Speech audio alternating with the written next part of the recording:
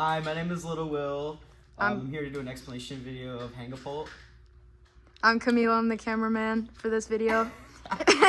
Camera woman. Obviously, we've had some successes throughout the season, but we're not here to talk about our successes. We're here to talk about the very funny robot. So we'll get these out of the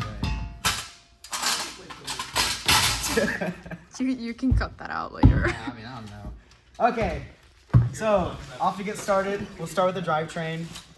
We've been running it all season. We basically have 6-motor drive, 1, 2, 3, 4, and then there's stacked ones behind here.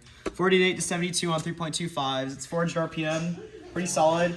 We didn't really like it because it was kind of bad at crossing barrier, but it was pretty good. That was our main struggle for the entire season, just crossing barrier.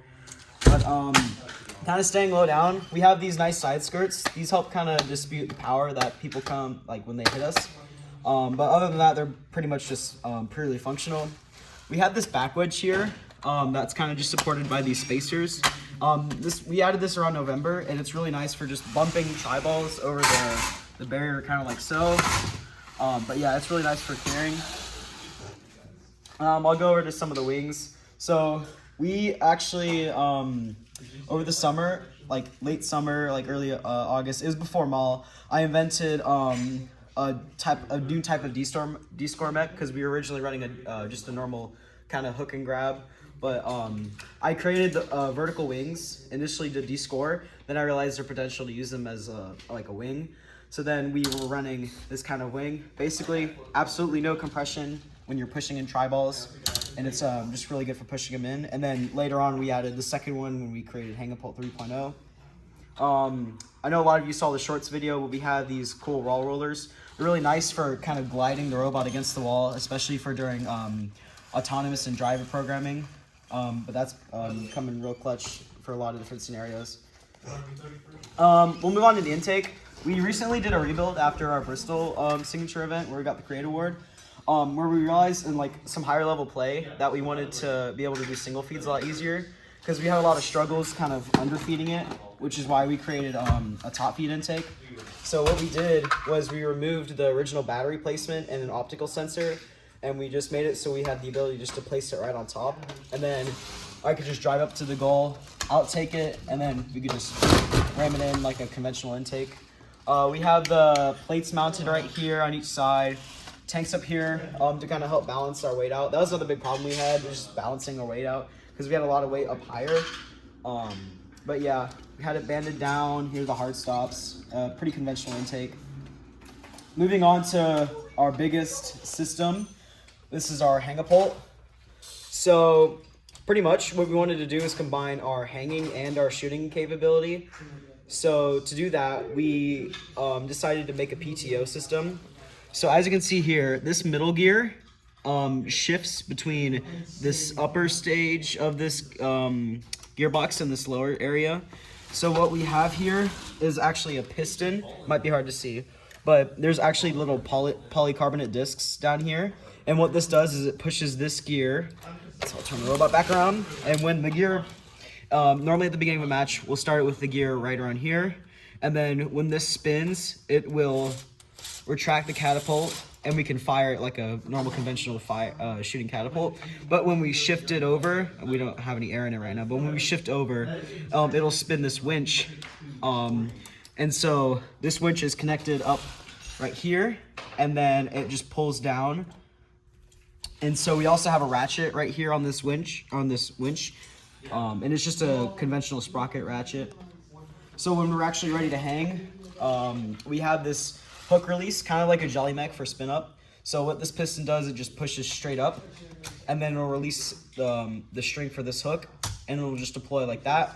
We can drive over the pole and it'll kind of hook on, and then we engage the PTO, and it just starts winching up.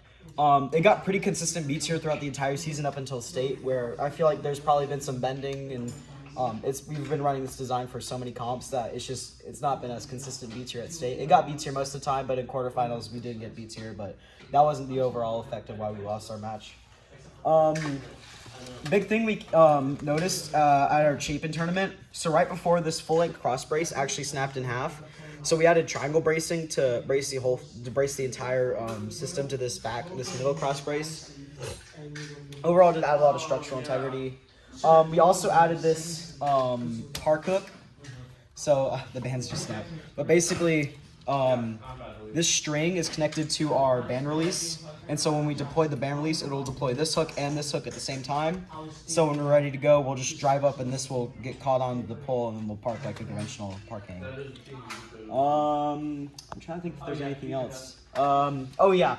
For our catapult, it's just a pretty conventional catapult. Earlier in the season, we tried messing around with shooting straight into the goal.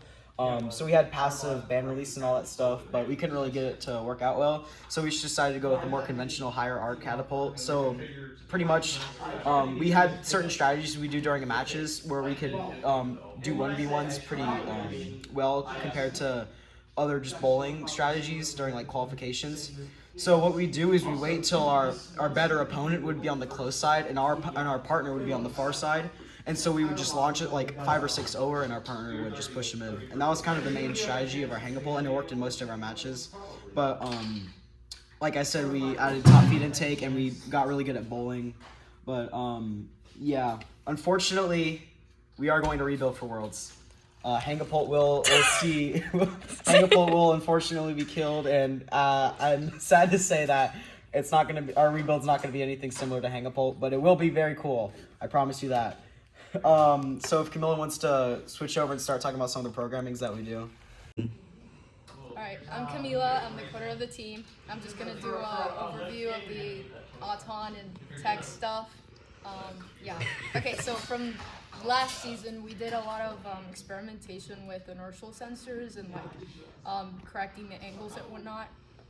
So we started doing inertial, the usage of inertial sensor with PID, proportional integral derivative.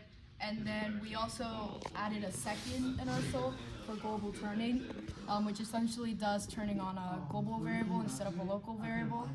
Another thing we added was like the limit switch for the catapult. That was just mainly functional, so it kept the catapult down for launching. I forgot what else. Oh, we had an optical sensor which we removed. RP the optical sensor. Yes, but that was just that just detected the right hue of green. I remember we had to change it a lot depending on the setting, but it just detected the green and then it just launched. I think that's just it, right? I think so too. We didn't do too many complicated things. Oh, the drive PID. The drive PID. Oh yeah. So for this steel right here, we just needed to drive a little bit faster. So we did a drive PID, which essentially just makes it drive faster. Yeah. And then so we also have a 6-ball. We have just a normal win point. Yeah. And then Skills Auton cooked. Okay, yeah. And for skills We do pushes. Yeah, side pushes. Yay. Which global turning helped a lot. Global turning cooks so hard. Yes. Carries. Global turning OP. I don't think I'm missing any. Yeah, we didn't do any super Yeah. complicated stuff, code wise. So yeah. It's optical. It's slow. Yeah, use distance sensors. All right. Thanks for watching, everyone. Bye bye.